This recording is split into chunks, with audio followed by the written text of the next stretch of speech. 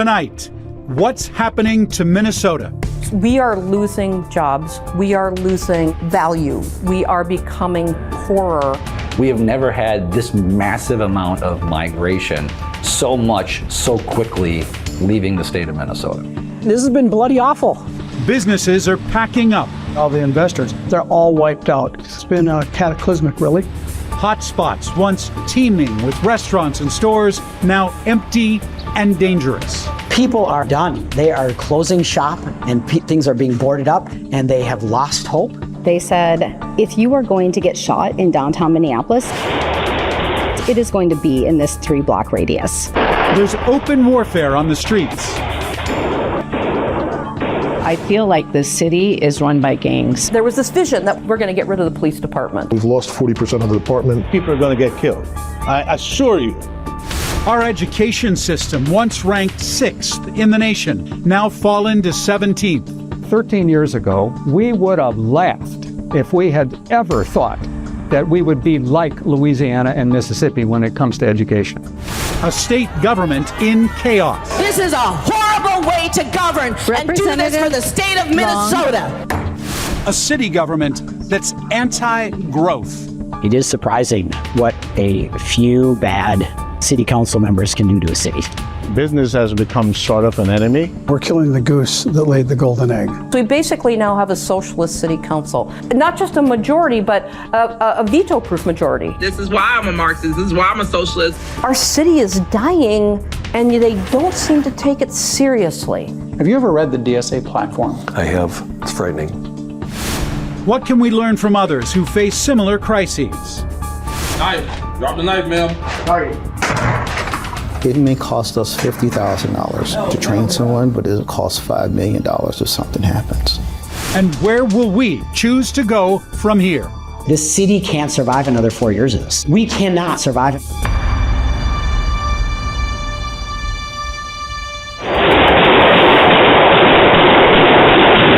This is never-before-released surveillance footage of a full-blown gunfight happening on the streets of Minneapolis, Nicollet and 19th, in the middle of high-density housing.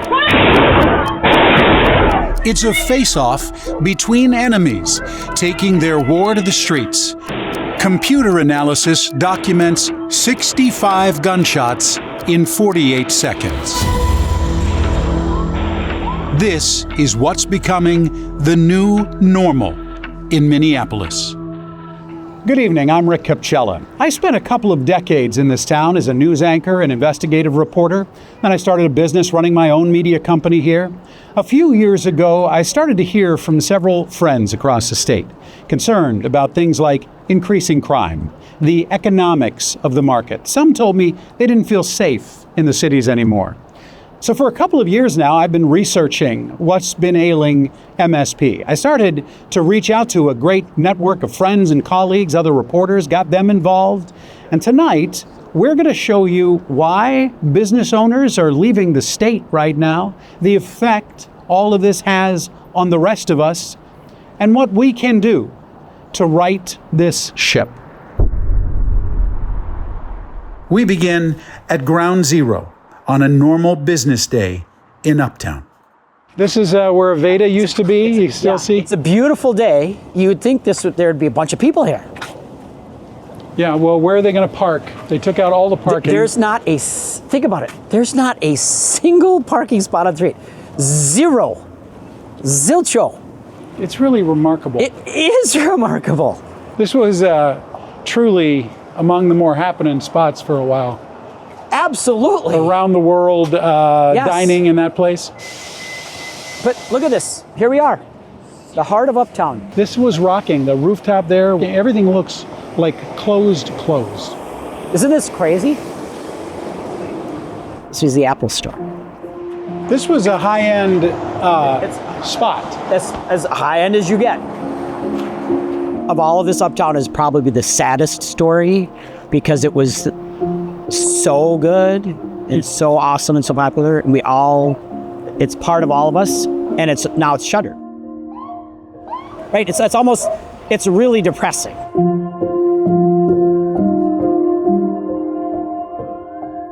This city can't survive another 4 years of this. We cannot survive it. People they are done. They are closing shop, and things are being boarded up, and they are burnt out, and they have lost hope.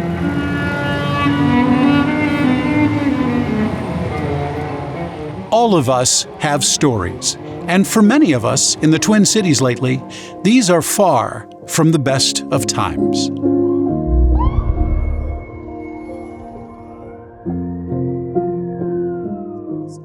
Jim Rubin's story is particularly insightful.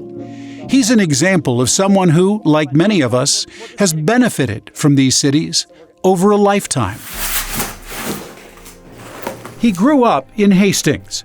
Mom was an elementary school teacher. Dad worked to control data. He overcame an early learning disability and poor grades to finish among the top in his class, which landed him a scholarship to St. Cloud State.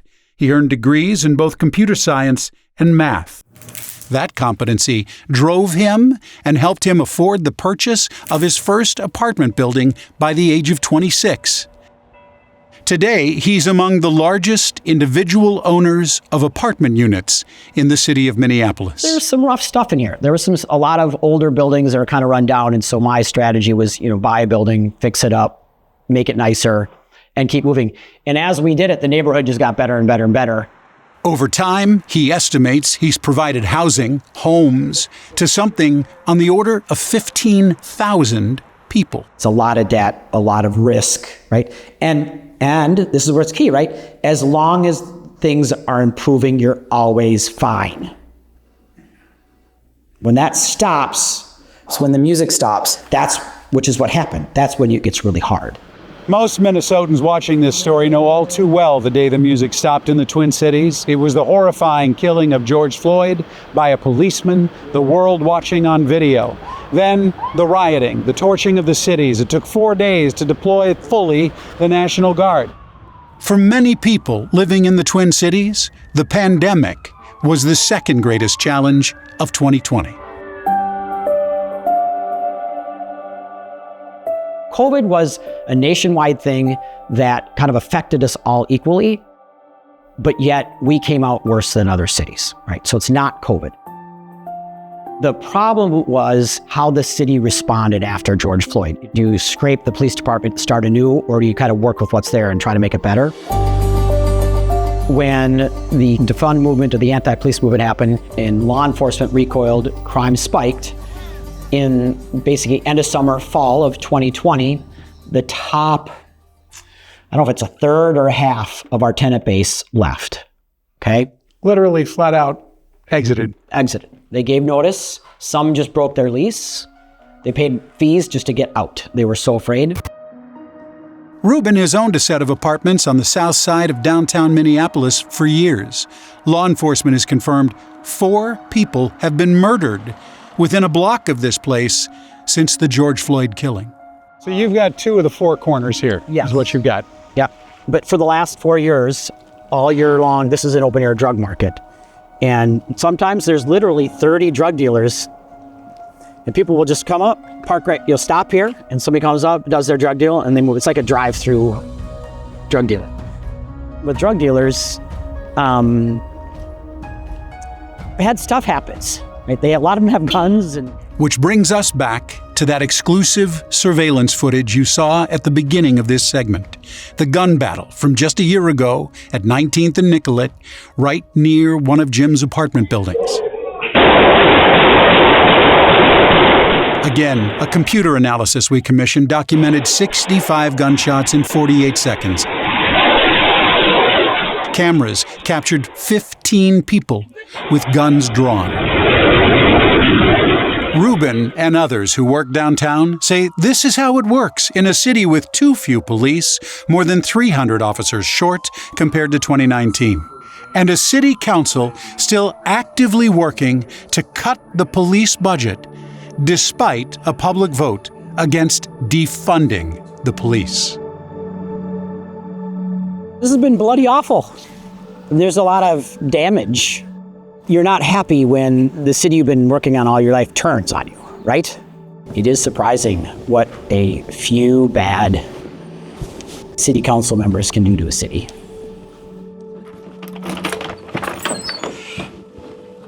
at the peak of Mint Properties, we had 78 physical buildings and well over 1,500 apartments.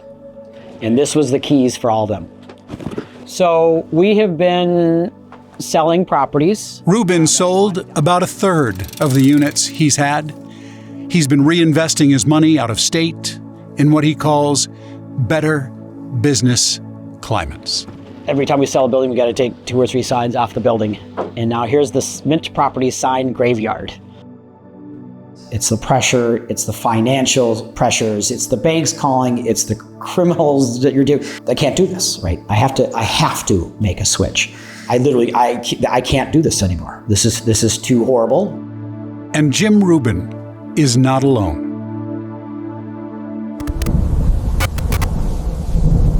It's kind of like a perfect storm. Jim Freitag is an executive with CBRE, a global commercial real estate and investment firm. He's a go-to for major corporations here trying to sell off buildings they no longer need. His team put together this quick-look assessment of the vacancy rates among some of the city's most iconic buildings. The dark shades in the windows here represent occupied spaces, the green light indicating what's vacant and available. Blue lights show subleased spaces where leaseholders want out. Look at the city center. The data shows we didn't have vacancy like this in the years before 2020. All of this happened on the backside of COVID and the rioting and the increased safety concerns downtown as the city council has continued to cut police funding. If you look at all those buildings, the tallest ones in town, pre-pandemic, if you will, were probably in round numbers, all worth about $300 million apiece. Freitag says the drop in value of those same buildings today is shocking. 60, 70%, in some cases 80 or 90% discount from previous valuations or previous sales. 60 to 90%. I mean, it's a big number. It's a big number. In fairness, vacancies are up in many parts of the U.S., but this year, MSP logged the highest level of financial distress in the country. Data analysis reveals nearly half, 49.7% of the building loans in MSP are in distress, meaning behind on payments, requiring new financing. Several investors here have backed out of the cities at substantial losses, including the stunning exit of the Ameriprise building. It sold last about 10 years ago for $200 million. It sold earlier this year for a little over $6 million.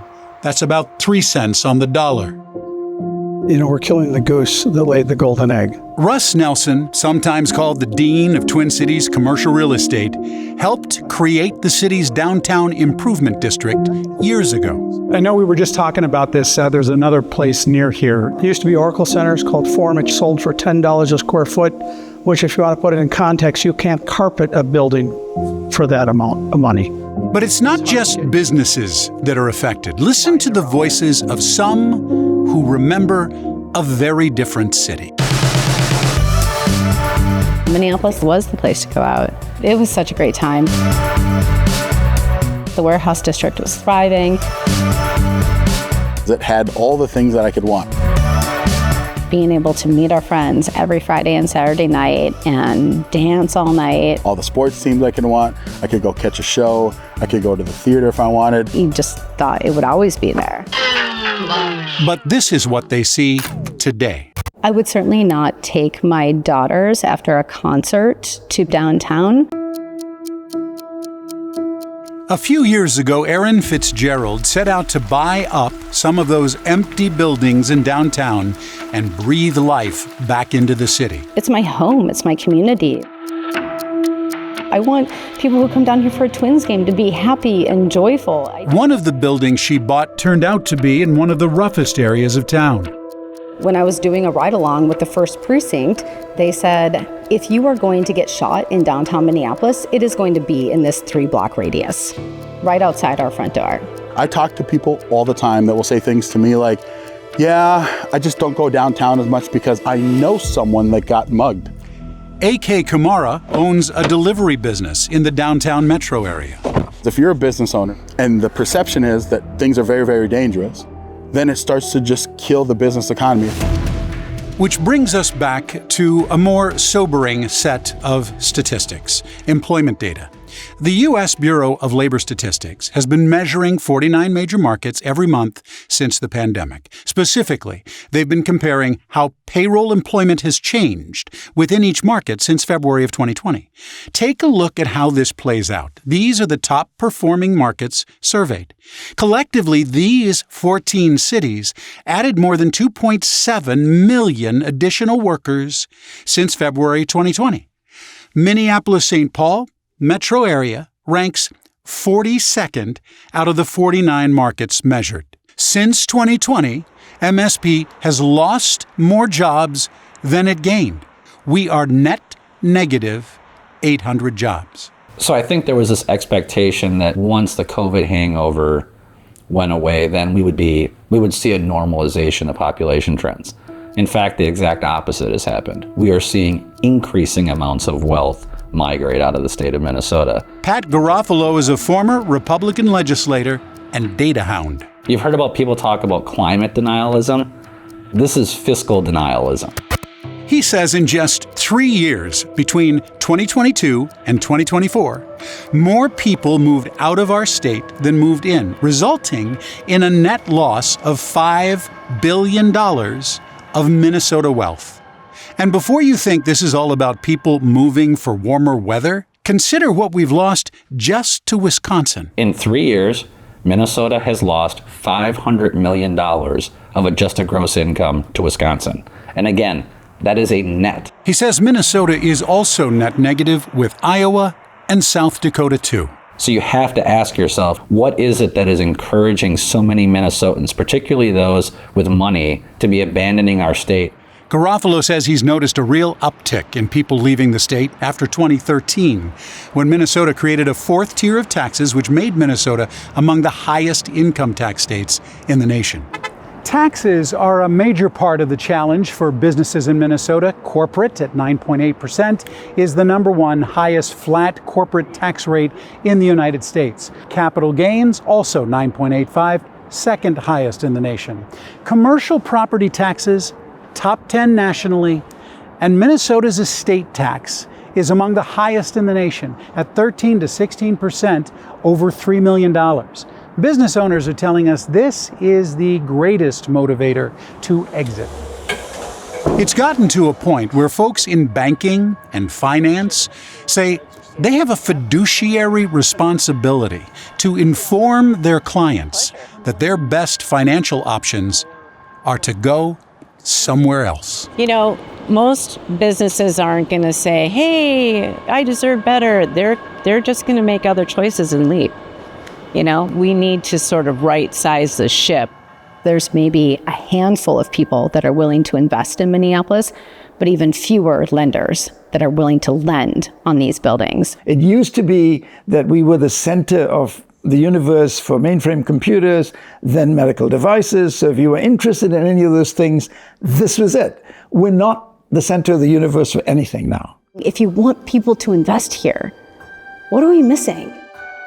Right now, there are so many cities offering incentives for converting buildings and helping to revitalize downtowns, and it's everywhere. We're tracking at least 8 different markets that just have really great taxation benefits, funds set aside for converting buildings, and we're going where the governments are making it easy. But according to Democrat Gene Pulowski, who recently retired after 38 years in the Minnesota House, you should not expect the current government to fix this problem anytime soon. This is a horrible way to govern and do this for the state of Minnesota. Pulowski wants you to know the legislative process in Minnesota is broken. And we've turned it into a bill factory. Really, it's the Wild West of bills. We have now 5,486 bills for 134 members who can only meet 120 days. It is impossible that you can even process that amount of legislation. The fundamental problem is that we have grown into a society where there literally are no limits. I mean, you just can't keep passing tax increases. There's another question businesses ask before they choose to move here, and that is, are there enough workers in the state to fill its jobs? We're seeing this really slow growing workforce across the state that just makes it really hard for an economy to grow, for employers to find workers. Susan Brower has spent her career looking at population trends right here in Minnesota. Since 2019, Minnesota's population has grown slower than 31 other states. It's just math. Just math. There's a reason why there aren't more people here. For the first time in its history, Minnesota now has more older adults than school-age children. Add to this younger people moving out, and that equals a population in decline. I think we're in a place today that is more uncertain, it's more precarious, and it demands different solutions than we've had in the past. In the next 10 years, the healthcare profession alone is expected to have nearly 200,000 job openings right here, unfilled. As Minnesota's elderly population continues to grow, who is going to take care of them? I think we absolutely have the capacity to make things better for more people, but that doesn't mean we will. And yeah, I'm worried about it. And there's another potential crisis happening in Minnesota that is not going to help the bigger picture.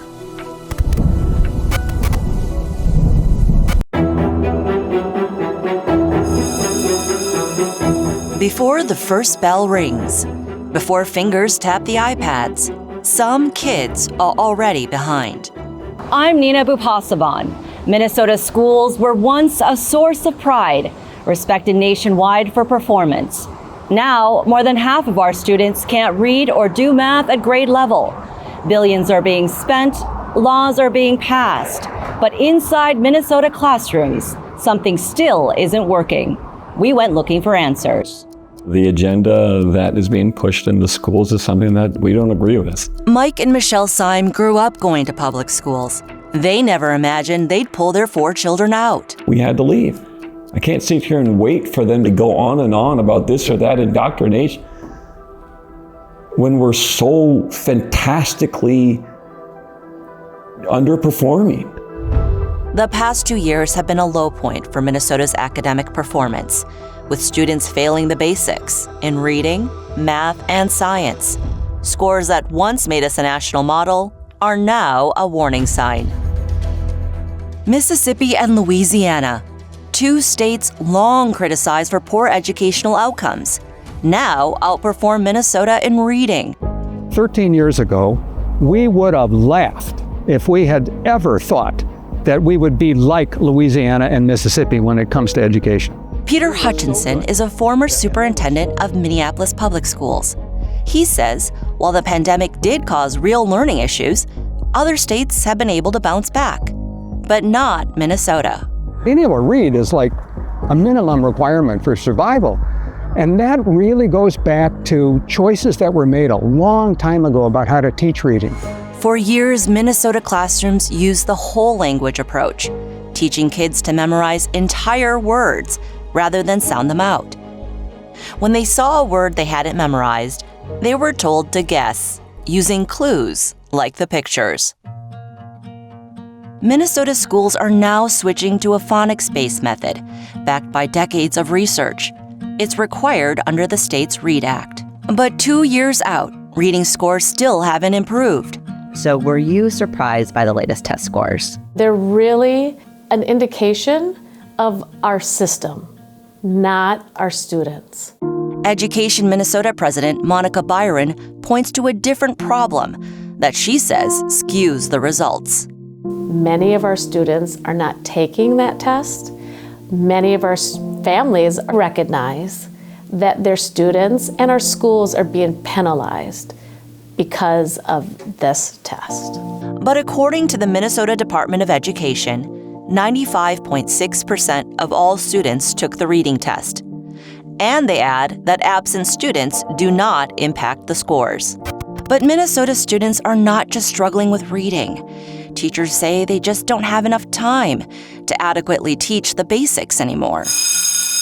Minnesota began mandating something called social emotional learning, or SEL, 10 years ago. Teachers tell us SEL and other non-academic requirements can sometimes cut science, math, and history to as little as 3 hours a day. Reading, math, science, on top of now a social emotional curriculum, it can be very challenging to get that in. SEL teaches the kinds of things parents might commonly teach, such as how to deal with bullying. But some of the SEL teaching now crosses over into political advocacy. This is an excerpt from an SEL class Minnesota approved through this past spring. It's part of a curriculum for 5- and 6-year-olds called Woke Kindergarten. Notice the portrayal of police and pictures associated with the Minneapolis PD. Who keeps us safe? We keep us safe. We feed us. We house us. We don't police us. We don't arrest us. Critics say they've gone too far. Think of a 5- and 6-year-old thinking that they are the only ones keeping other people safe. House Speaker Lisa Damuth thinks parents need to get more involved in what's being taught. I not only would reach out to my district and ask what the agenda is, but then I would reach out to my legislator. You know, it's easy to blame schools for the falling test scores, but there's something larger than that. Tom Bach was a dynamic presence at the state legislature from the mid-1990s until he retired a couple years ago. I asked my son, does he ever get letter grades? No letter grades. They just get a pass or fail. At what point do you start rewarding performance, or is just doing okay good enough? More than a decade ago, educators began objecting to the use of standardized tests as a measure of learning. Minnesota made it optional. Now there's confusion over what should be taught. It's the teachers' union. Are they producing what the parents want? No, they're not. You have to get out of denial and accept you have a problem. I think it will take time. I think it will take effort. But I do think that there's hope. Hope if changes can be made. Which brings us to another crucial question people want to know before moving to Minnesota. How safe is it to live here? 1300 Shingle Creek. The Hennepin County Sheriff's Office serves 46 cities, but their impact team spends most of its time patrolling just one, Minneapolis. You got your ID on you? Yeah. There's been a critical staffing shortage in the Minneapolis Police Department since 2020, making the uptick in crime harder to fight. So Hennepin County has stepped up. You guys have enough squads or you need more?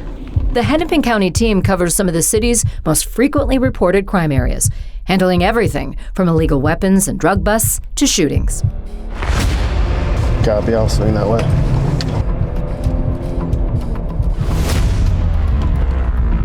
Okay, you just want to step out the vehicle for me, please? Just keep your hands up. This stop starts out as a routine search. You can't consume marijuana if you're under 21.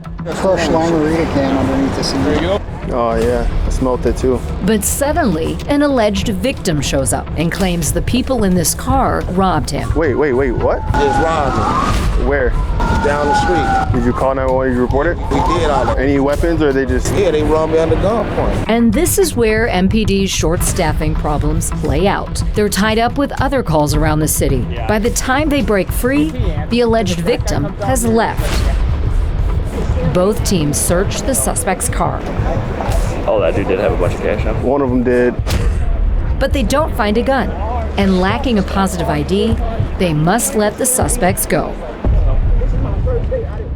That's just one example of a nightly struggle Minneapolis police face with an overburdened staffing problem functioning at crisis level. I'm Rashini Rajkumar.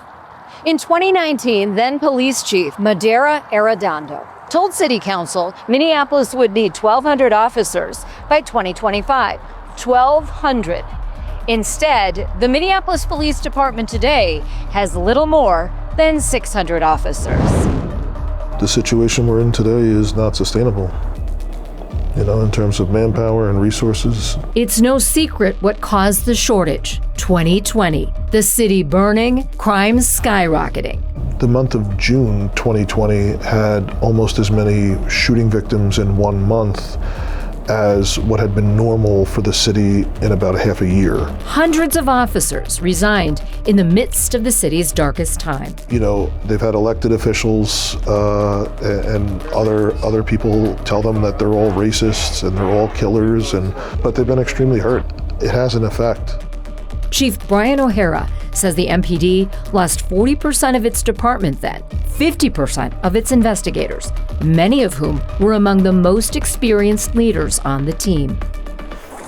Nothing drives home the dire consequences of that staffing shortage more than the tragic case of Officer Jamal Mitchell last year. Squad 512, look, we have at least 2 victims outside at the location bleeding. Responding on the scene of a shooting alone. Hey, are we on? Hey! Without a partner. Who shot you? Who shot you? Are there victims inside? Officer Mitchell approached what appeared to be an injured person, but the perpetrator pulled out a gun and shot him. And faithful you'll always. The MPD is still reeling from the loss. We lost one since I've been here. And even despite that, you have people staying, people recommitting. They are really unbelievable.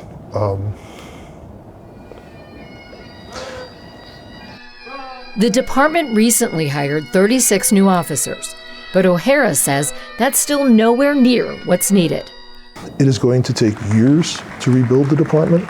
Even if we were to hire 100 new hires a year to sworn positions, it takes years for those people to go through all of their training and to have that realized on the street.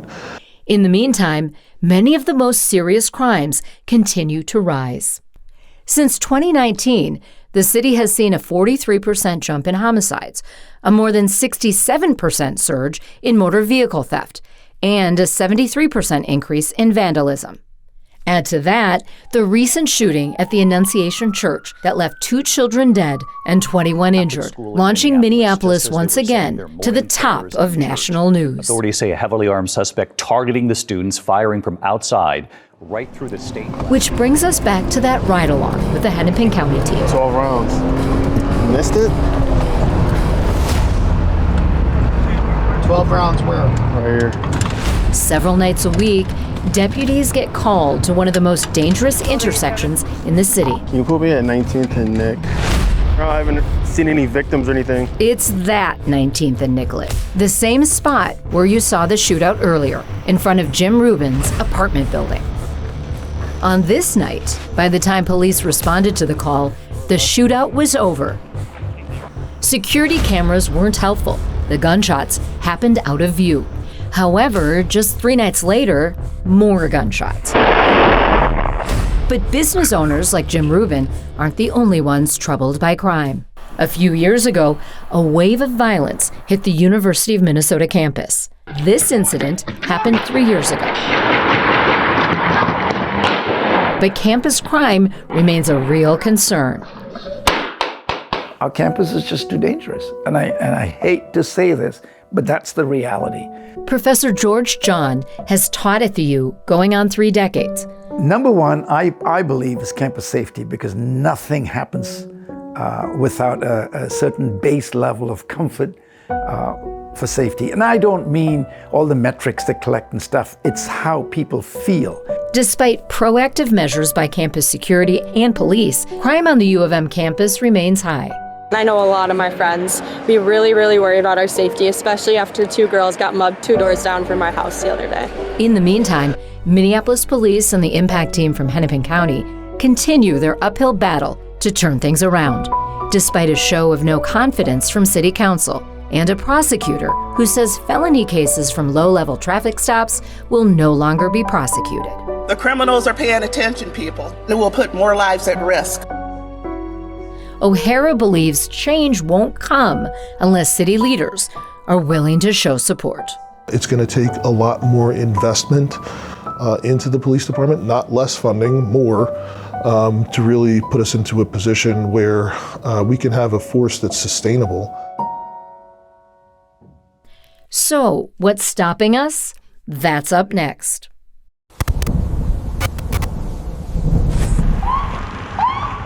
"2020 was not the first time Minnesota police shocked the world. 2016, Philando Castile was shot reaching for his license after being pulled over for a broken taillight. For Don Samuels, a former 3-term Democratic city councilman, that was a call to action. It prompted him to create a nationwide crusade called Lights On. So instead of criminalizing a busted taillight, police gave $250 repair vouchers to low-income drivers, subsidized by Samuel's nonprofit. I think it builds trust, it engenders goodwill. No fine, no court, and no hard feelings. That's the kind of solution-oriented thinking Samuels hoped Minneapolis leaders would use after 2020 gutted the city. The city council was rightly concerned about the George Floyd issue and it being the tip of an iceberg of injustice. They had a right to protest. What they did then is they lost the moment and went from a righteous indignation to an extremist kind of position that saw policing as unnecessary. But instead of focusing on fixing policing, the city council chose to funnel $2.5 million for violence interrupters, unarmed citizens who fight crime through conflict mediation. We advocated for the creation of more unarmed safety personnel to tend to, again, all these other crises. And we ended up with naive governance. They have sold out on this whole issue of lack of necessity of police and the fact that communities can police themselves. Do you believe that? No, absolutely not. Samuel says the decision was a dangerous one. They put everybody at risk. People are going to get killed. I assure you, if this regular citizens continues to intervene in crimes, somebody will get killed. And that's not the only decision the city council's made that has many other leaders here in the city's concerned. It was cleanup day at this homeless encampment in South Minneapolis last month. It took 2.5 hours for the city to shovel out the accumulation of garbage that had piled up: rotting food, used drug needles, condoms, human waste, all posing dangerous health and safety conditions right next to a school for kids from preschool to 11th grade. Despite concerns that these encampments attract drug dealers and addicts and put the community at risk, City Councilman Jason Chavez is among those who approved paying $280,000 to people living in homeless encampments to clean up their own trash. The priority should always be not lawsuits, but rather housing for people and using city resources to make sure that people can have a place to sleep at night. Last year, the city did offer better housing to 169 people. Only 9 accepted. Minneapolis police officers responded to multiple reports of shots being fired. And despite the effort to make this encampment safer, just a few weeks later, a mass shooting at the same encampment and another shooting nearby left 12 people injured, 4 with life-threatening gunshot wounds. She was shot in the head. The encampment was immediately closed down, but there are many more. And we have all these groups that are like, well, we must protect our unhoused neighbors. There's no group saying these are basically places for drug dealers to sell drugs. No, they're not good. They're not good for the homeless and they're not good for our community. They are places where people die. Dr. Carol Becker is editor of the Minneapolis Times. She worked for Democratic Mayor Sharon Sayles Belton, spent 16 years on the Board of Estimate and Taxation. She's also a college professor.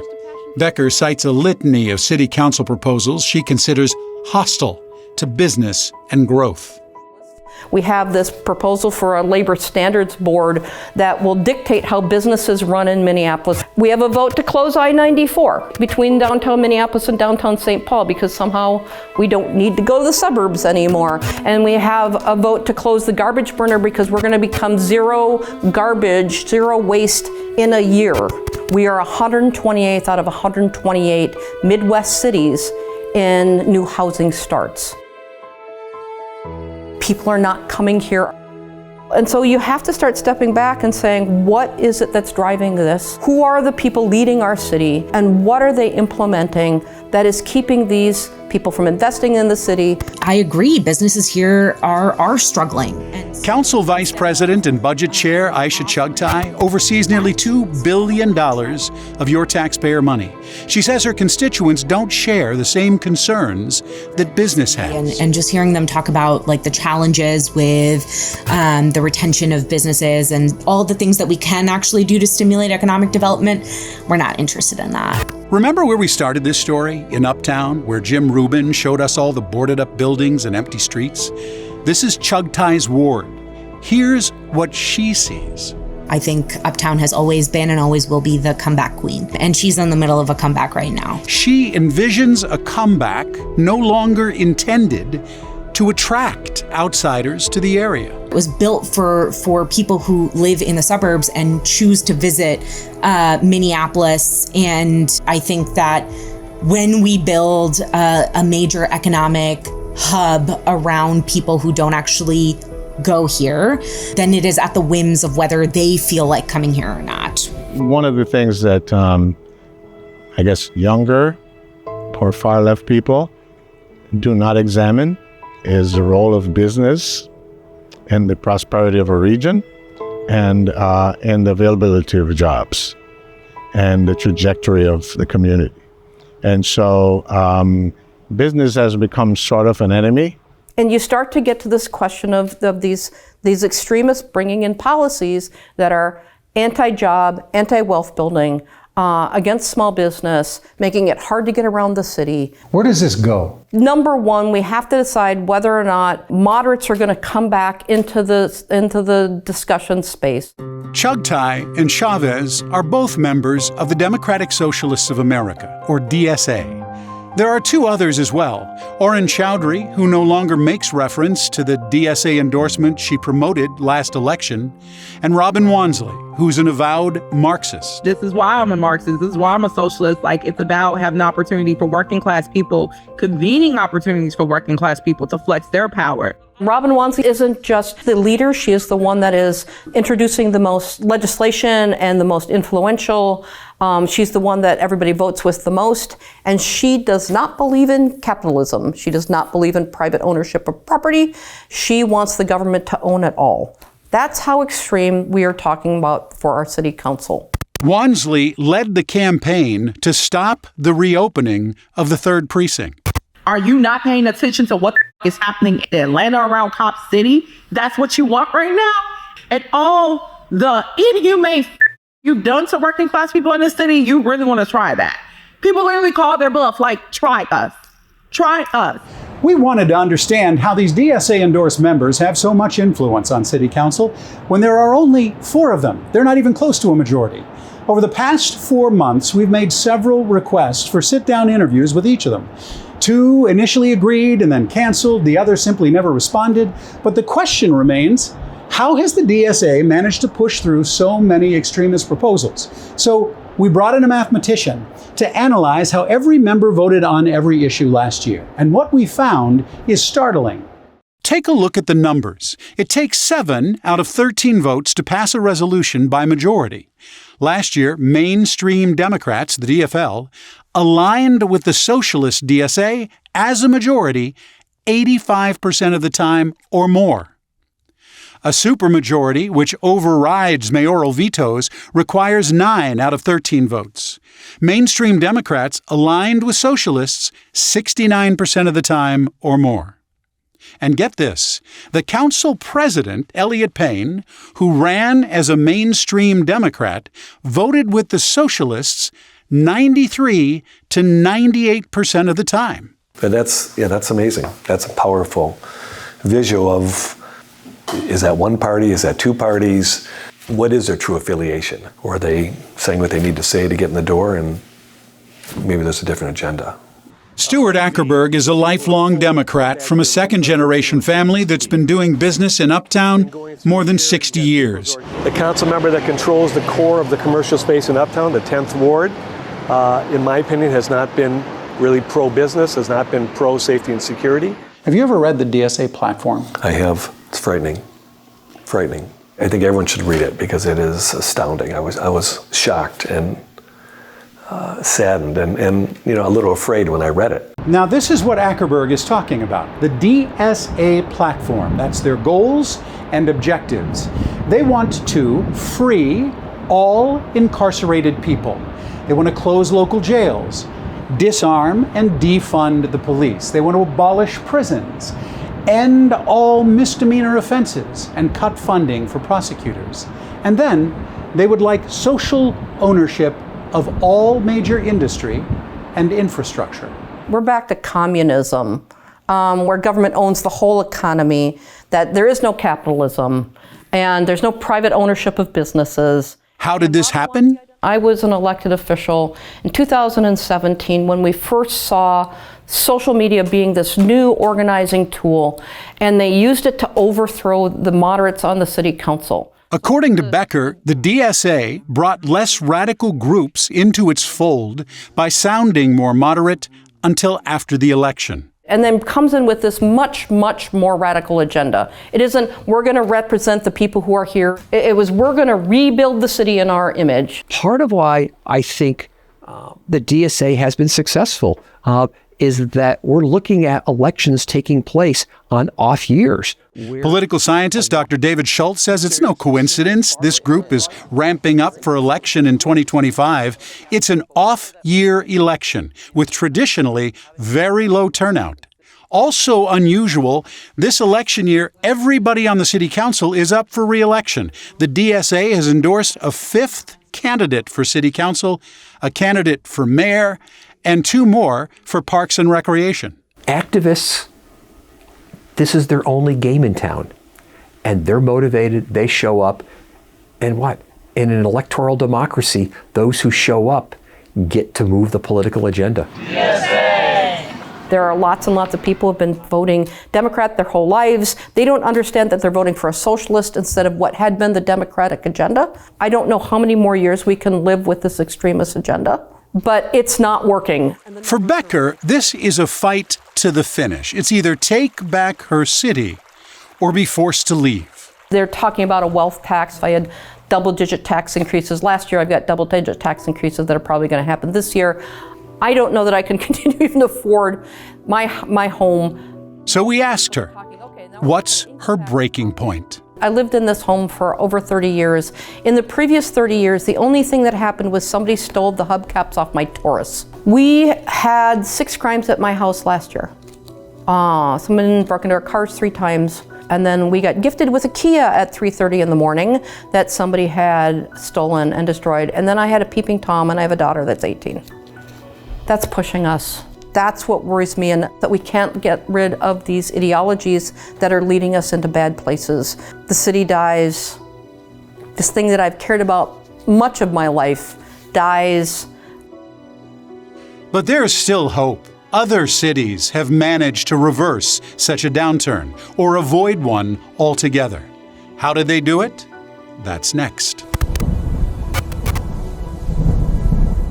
Well, now comes the hard part. Where do we go from here? During the 2 years we've been researching this story, we have asked people for solutions along the way. How can Minnesota recover, maybe even thrive again? And that's led us all over the country to be talking with folks who have gone through this and who've done it. And we've learned that before there can be any real economic recovery or growth of any meaningful measure, communities first have to be safe. Knife. Drop the knife, ma'am. Drop the knife. You're looking at the cutting-edge technology that puts police officers in a critical situation before it happens. Taser deployed. To see how they'll respond. Stay on the ground. Drop the knife. Drop the knife, ma'am. Virtual reality scenarios like these help police departments train for high-risk situations needing de-escalation, threat assessment or use of force. It's one of several solutions police in Sanford, Florida made after the city was rocked by the death of 17-year-old Trayvon Martin, shot by a neighborhood watch captain in 2012. It ignited some things that had been in place for many, many years, especially in the black community. There was this underlying mistrust feeling in the community. Hired out of Illinois just after the incident, Chief Cecil Smith inherited a situation much like the one in Minneapolis today. When do we want it? What do we want? Police officers in Sanford also quit en masse in the wake of the Trayvon Martin shooting. Smith immediately began engaging with the community. Getting the officers out of their squad cars, getting the officers talking to the people in the community, officers going door to door. But when it came to fixing problems with policing itself, Smith had something Minneapolis lacks. His city fully funded the department. I always tell our commissioners is that it may cost us $50,000 to train someone, but it'll cost $5 million if something happens. Chief Smith hired younger officers who would be open to innovative new training techniques. Target. Then he began partnering with a new facility in town called Decision Tactical, which trains police officers from all over the country. Let me see your hands! Drop your hands! We sent our officers multiple times to de-escalation training. Shoot, don't shoot. What we actually do is we incorporate live actors into the simulation. And so you don't know what you're going to get when you go through the door or when you come around the corner. Back over here, over here, over here. Immersive training allows officers to practice critical decision-making skills in a safe, cost-effective environment. So when they're presented with people who have, say, addiction or mental health issues, they can better respond. Proponents say if Minneapolis police were able to get this kind of training, it could reduce the need for those unarmed violence interrupters that present such high liability to the cities. Sources say the MPD did look into it, but they simply didn't have the funding to pay for it. The reality is you cannot shake up a police department without actually shaking it up. Minneapolis Police Chief Brian O'Hara knows what it takes to bring about change. He did it in Newark, but he says many of the stakeholders in Minneapolis city government don't trust that policing can be fixed. Newark, which is a Democratic city, but this is totally different than anything I've experienced before. There's a lot of extremes here. And there's something else cities like Newark and Sanford have that Minneapolis does not. These other cities fully support the role law enforcement has in keeping the community safe. The result, according to Chief Cecil Smith, there hasn't been unrest in his city since the Trayvon Martin tragedy. We have had no major issues in this community, none. Other cities that have suffered from spiraling crime are slowly realizing the need to support policing too. San Francisco, long a beacon of progressive politics, is hoping to shed its reputation for high street crime, chronic homelessness, and sidewalk drug dealing, all of which have damaged its reputation and business prospects. That no matter what neighborhood I go into in this city, people are begging for more safety. The changes San Francisco is making are especially relevant to Minnesota. It's a blue state that has faced many of the same issues we now have. We asked correspondent Alan Schaffler to find out how that city is making its comeback. Here in fog-bound San Francisco, there is some disagreement about the how, the why, the actual extent of the city's challenges post-pandemic. But on one point, there is general agreement. Everybody we've spoken with here says San Francisco still has a lot of work to do. San Francisco looks busy. We see cable cars packed with riders, a waiting line at the new Nintendo store. Chinatown's night market pulses with energy. But the pandemic hit like a sledgehammer here. The signs still visible. It's slow, but there are signs. There are hopeful signs. For the first time in over 4 years, people are feeling that their city's on the right track instead of the wrong track. Jay Ching's group backed an unprecedented school board recall effort in 2022. They had decided Abraham Lincoln was a racist, that Dianne Feinstein did not deserve to be on an elementary school. For 18 months, our children had to learn by Zoom as the school board debated what to rename our schools.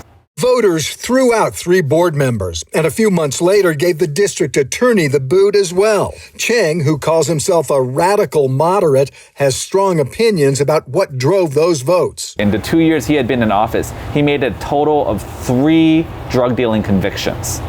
We can't take these extreme ideologies anymore. We have to be practical. We have to deal For with current District Attorney Brooke Jenkins, another key to recovery, making sure the city and the business community are partners, not enemies. the tax revenue that comes into a city allows you to fund the very programs that are needed for these very people, right? To fund the shelters beds, to fund the treatment beds, to fund public health. Back here in Minnesota, we asked business leaders what needs to change. Remember Erin Fitzgerald, the developer who began to invest in MSP's blighted areas? She says those financial incentives necessary for growth just aren't here in the Twin Cities. I just had a call with the head of the tourism company in San Juan, Puerto Rico, and we're looking at putting an offer in on a building there because the tax rates are so great. There's no capital gains, there's no property tax, and there's no income tax for 10 years. Austin, Texas has always been successful at attracting business and wealth. So when it came time for this progressive city to climb out of its own post-pandemic downturn, Austin relied on lessons learned years ago. Again, we asked Alan Schaffler to find out how Austin has made its comeback. There are lessons to be learned in the post-COVID boomtown that is Austin, Texas, a magnet for America's biggest tech firms and emerging startups. Jobs, workers, and investment cash flooding into town. What Austin has always done is pay attention to economic development when things go south. The Texas capital sits atop that jobs list, adding more than 225,000 in 5 years. What you want to do as a community is create the environment in which economic development can happen. Now that means you spend money on things like infrastructure. You make sure your regulatory environment is clear and relatively speedy. Economist and consultant John Hockenyos has helped make this city attractive to business and to job seekers for decades. You also have to say, we're open for business. We want other companies to either relocate here, create satellite operations here, or whatever. Coming back home now, we also asked Carol Becker, the editor of the Minneapolis Times, what she's learned about other pressing needs for change. Her answer? Our political system.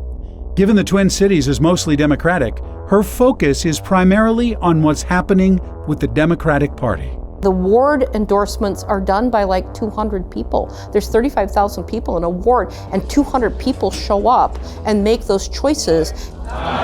And you just have to find the right 200 and you can get a socialist endorsed. And once they get endorsed, they usually win. The caucus system in Minneapolis is unfixably broke. Any other nominations? Should be done away with. Nominations are closed. Ranked choice voting. Not only is it bad, I teach people how to game it. We should not have a voting system where I teach people how to game the system. Carol Becker and others we've met with have told us Minnesota really is in a precarious state, neither safe nor stable. Our goal in producing this work over the course of the last 2 years was to investigate what's led us to this point and why haven't we recovered like so many other states. We've laid out a lot of that here, but there's one more thing, and that's hope. We're Minnesotans after all. We get things done, and it is up to us to shape our future. We hope this is the beginning of a deeper conversation, and to that end, we've created a website, precarioustate.com, where we'll continue to post new information to keep you informed. I want to thank our team, and all of us want to thank you for taking the time to learn more and lean in. Good night.